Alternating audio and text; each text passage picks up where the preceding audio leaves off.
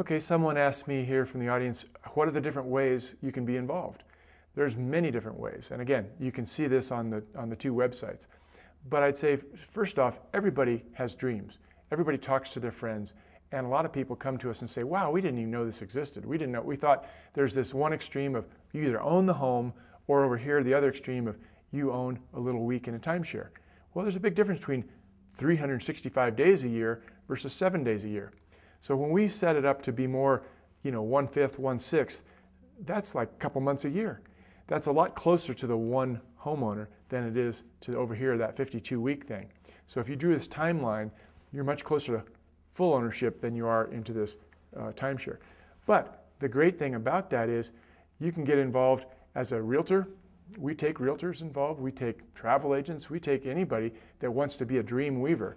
You can just tell people about it, and quite often we'll get some referral fees to people if they send something and it really works out, because we do have a commission structure because we're not organized out. It's mostly word of mouth.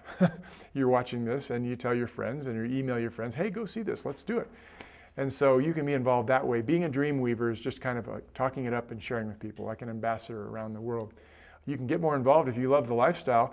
Some people have kind of let go of their jobs and have been doing this more full on, where we go down and put our feet up by the pool, and we do our laptops and we do our cell phones, and we make things happen.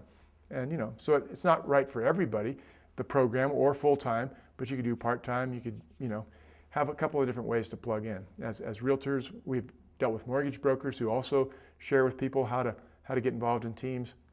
There's a number of ways. Give us a call or shoot us an email, and we'll refer you to the parts of the website where you can see lots of fun ways. And we try and team up with some nonprofits. That's another thing I want to bring up. We've had people who are ambassadors for the Earthseeds project, which you can see their website, earthseeds.org, and they'll go and do things with, it's kind of Peace Corps light. We come down and spend 2 weeks instead of 2 years and enjoy that process. And so in the process of talking to people, they wind up getting a little referral fee. Some of them donate it back to nonprofits. But the point is, there's so many ways to have fun. We go down there, sometimes we'll take supplies to schools or orphanages and whatnot, do that Peace Corps light thing, and get involved in that way too, as a goodwill cultural ambassador. There's so many ways to have fun. It just, the point is, slow down your life a little bit and have some fun. I see so many people just working like, the busy anthills, and they call it the rat race. Well, we're living like kings already. I mean, you go to the supermarket, any of us are living better than all the kings and queens of yesterday. And why not take a little time to enjoy what you really enjoy about life? So if you're into travel, you're into enjoying sports, leisure, outdoors, and connecting with nature, why not do something that you can have more time, more quality time with your family? And I think shared ownership is a great thing for most people if they really take a look at it and find a way to make it fit for them. It's fun. So you want to hear a story about some of the fun I've had? I could tell you stories all day long, sit around the campfire and endless, but one of the ones that sticks out in my mind, because it happened down in Mexico where we have a beach place. And like I was saying earlier, where we donate something back, we take like 1% for the planet as we give back. The old park ranger in me just says, give back locally and globally. And so there in Mexico, we give back to the turtles on the beaches. In the Caribbean, it's the Coral Reef Alliance. But one morning, I got up and was jogging along the beach real early, and there was a baby turtle that had washed up, and it was flipping and flopping. I mean, it fits in the palm of my hand. And so I picked it up, and I was going to swim out and take it through the waves and let it get out. And I thought, the kids are sleeping in. So I took the turtle back up to the house, and you should have seen, we all know how hard it is to wake up teenagers and kids, sleeping. We had them in there from 12 to 16, I think. And I hold this turtle out, and you should have seen the eyes fly open. Oh, everybody got dressed, came down to the beach, and we, Dad swam out through the waves, because I like to body surf and not a problem, and let the turtle go. And he spun around in circles and got his inner gyroscope and headed out to sea. And that just has meant so much to the kids. They talk about it. Gee, I wonder if our turtle's gotten big, or what, that kind of thing.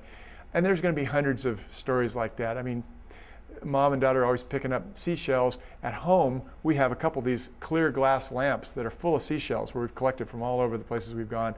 And these shell lamps are stories in themselves. But that's the point, is to come and make memories that last. And in some ways, you're going to do that more when you own your own place. You have some place to go back to, and you feel part of a community. The kids go back, and they know people in that country, and they say, wow, you've grown, and hey, want to borrow my surfboard? And you're not a tourist. you're a member of the community, and you interweave this kind of thing. And I can't describe it well enough in just a short, few seconds video. But I will say this, people get involved with our Team Dreams and Team Funds. The whole concept of shared ownership sounds good from a monetary standpoint because I don't have to spend as much dollars, right? I've got 1/6 to pay and I still enjoy it as much as anybody.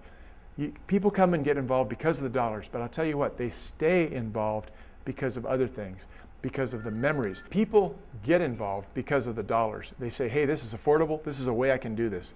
It's not much more than a brand new car. So great. People stay involved though for totally different reasons.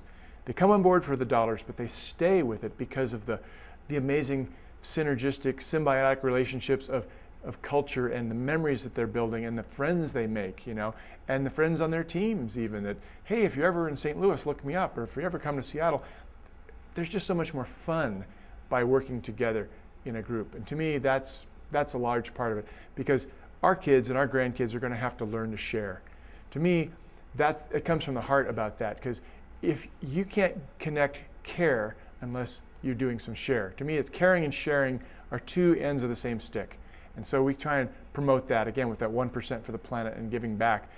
To me, you don't, care about something if you're not involved sharing it.